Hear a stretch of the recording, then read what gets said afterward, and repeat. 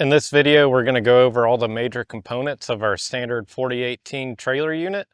We're going to start with the hitch. So this trailer is equipped with a 2 5/16 ball. We do offer pintle hitches, so whichever you prefer. This does have a double pin latching system, so you have your top pin that'll go through, and then you also have a bottom latch that goes through the side.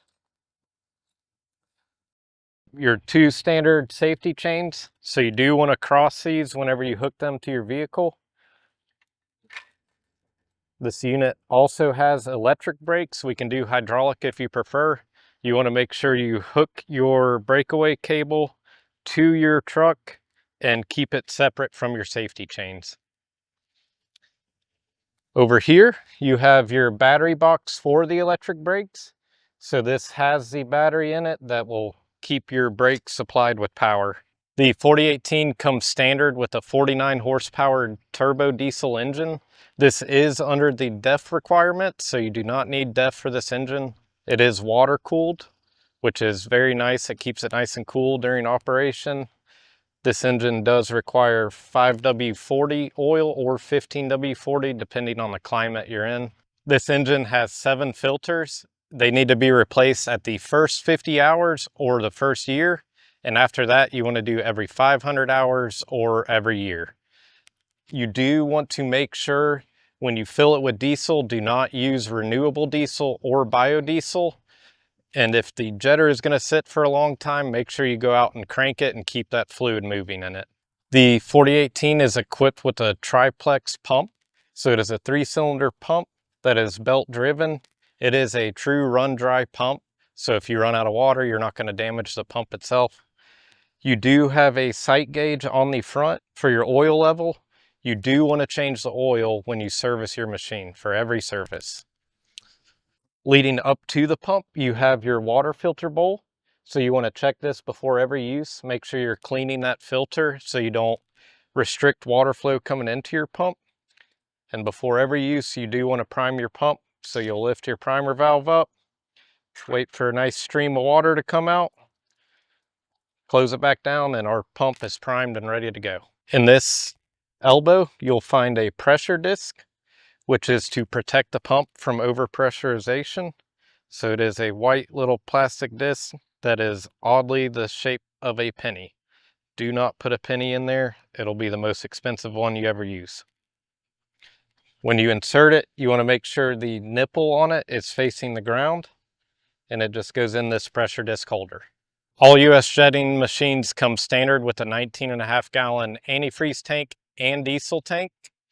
They also come standard with two 42-inch toolboxes. So we supply you with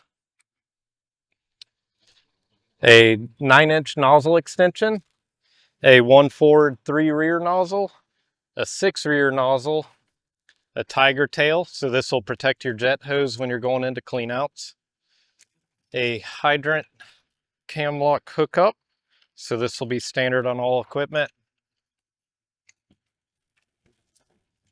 Safety gloves are very important. These can take a direct jet blow and not jeopardize your hand. In this bag, you'll find extra pressure disc, fuses, manuals, everything you need to know about your machine is in this bag. Next is your oil drain, which we will go over in our service guide. This unit comes standard with a 300-gallon tank. It is a black tank to prevent algae growth. In your fill, we have a sock filter. So if you guys are filling up with hydrants, this is going to catch all the debris, as you can see. So sediment, sand, all that, it's going to get caught in this sock filter. This machine is equipped with our JMS Elite system, which means you will be able to start and stop your engine from the remote, water on and off from the remote, and also pressure up and down. With the Elite system, you do have preset pressure settings.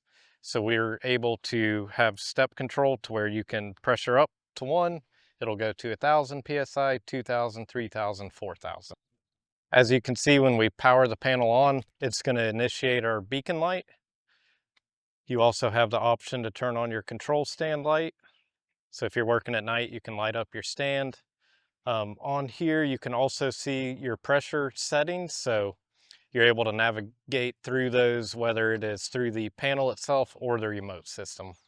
Also on your control stand, you have a manual pressure gauge, so you're able to see real-time readouts. Pulsation valve, so if you guys are trying to get up a stack or go a long distance, you're able to turn on this pulsation valve. It is limited to 1500 PSI, so you want to keep an eye on that. Normally preset 1 is where you want to use it. If you are stepping down to a 1/4 inch or 3/8 hose, we do equip every machine with a bypass valve, so you just want to open this valve up and divert some water back to your tank.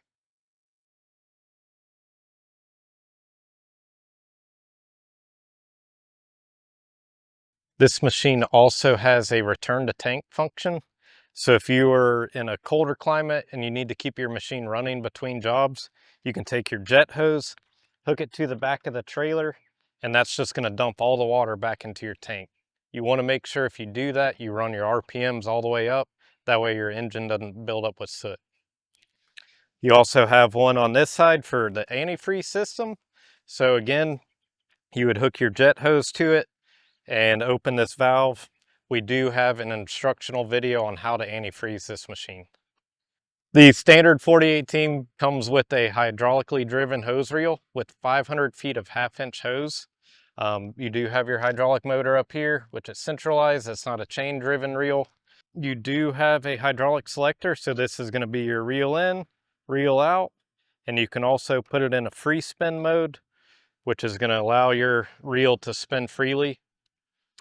You are able to adjust the speed on the reel itself, so you just turn your knob and you can either increase or decrease the speed. This whole reel stand does pivot. It has 5 locking positions, so if you're working curbside, you're able to move your reel accordingly. Over here we have our hydraulic tank. This is a 6-gallon hydraulic tank. It is an ISO 32 that you'll use. Whenever you perform your service, all you'll need to do is change your hydraulic filter and just top off any lost fluid. Next to your hydraulic tank is your battery box. So it is a 12-volt battery. If for some reason your jetter has a dead battery, do not jump start it. It can fry your ECU. Those are all the major components on your jetting machine. So next we're going to show you basic operation of it. We're going to start by filling our tank with water. So we want to get our adapter. If you want, you can just put the hose straight into the tank. We like to make it easy with the attachments. So we'll slide this on, lock it down. We're going to get our water supply.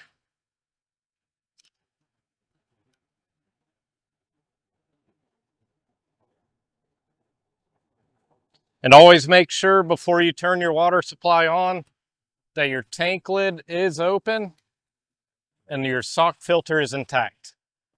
We're going to inspect our sock filter, which we recommend check it for every use. So as you can see, we do have some debris in here, so we're just going to shake it all out.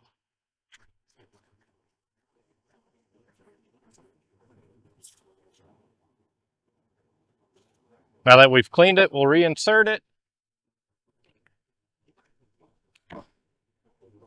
Okay.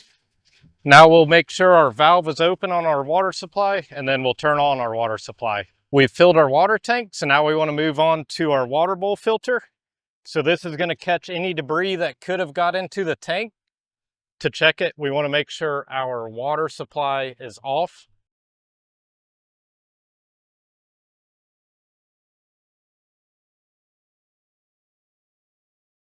And you do want to be careful. There is an O-ring in here that can fall out.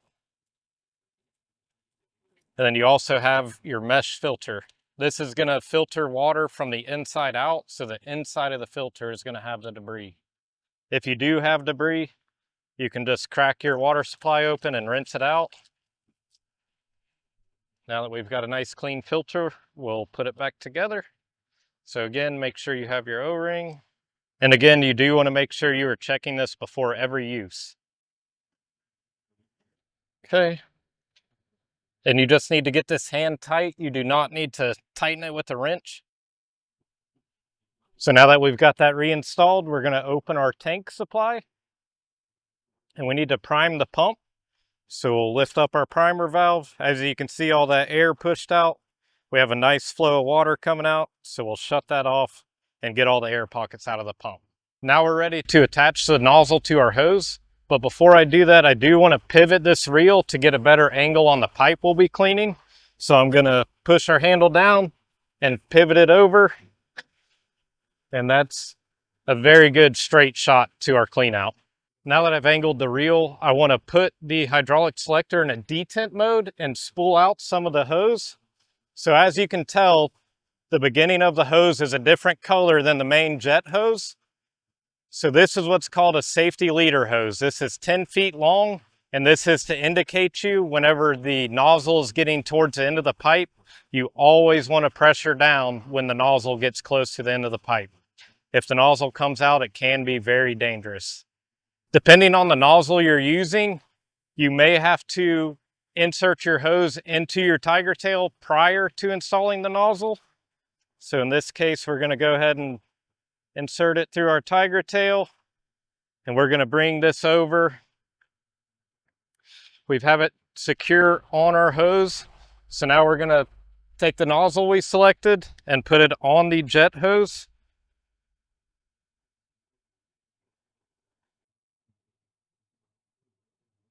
Okay, now we're going to walk over to our pipe and insert our nozzle.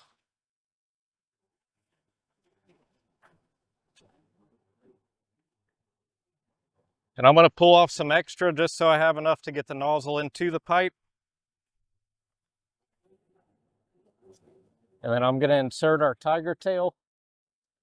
This tiger tail does come with 20 feet of rope. So once you get it in the pipe where you want it, you take your rope and secure it to where your tiger tail does not come out of the pipe.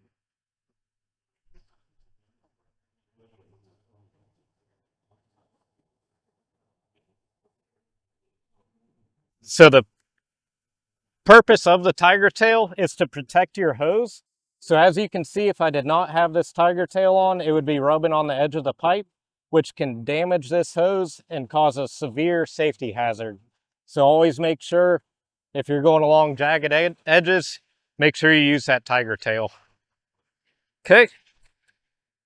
Now that we've secured the nozzle in a pipe, I'm going to feed some extra hose in. As I mentioned, you want to make sure your leader hose is far down the pipe.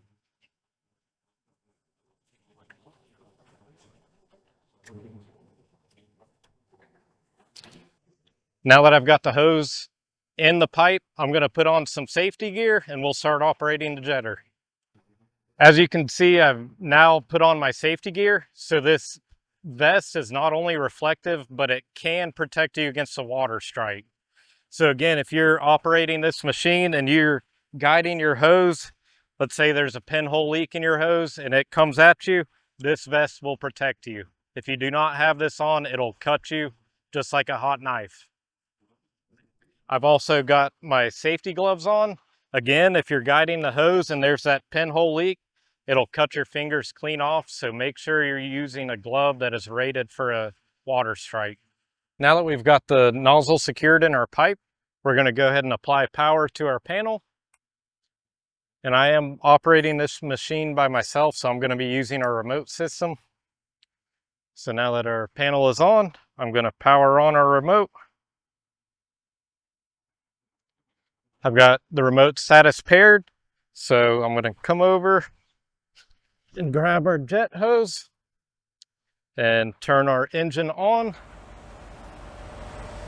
Now I'm going to turn our water on.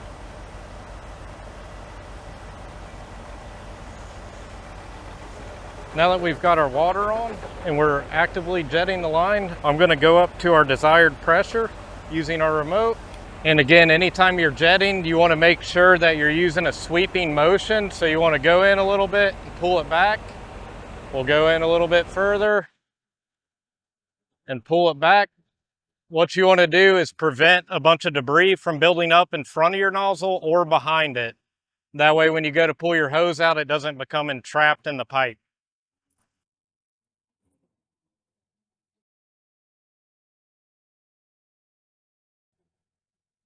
So now that I feel like we've got our block cleared, I'm going to pressure down. We can hear our engine go back to idle. So now we're okay to turn our water off. You can feel the hose go slack. And now we'll just retrieve our hose from the pipe. That is a basic demonstration on how to operate your jetter. If you have more questions or need more help, whether it's with your machine or with a nozzle selection, give us a call and we'll help you out.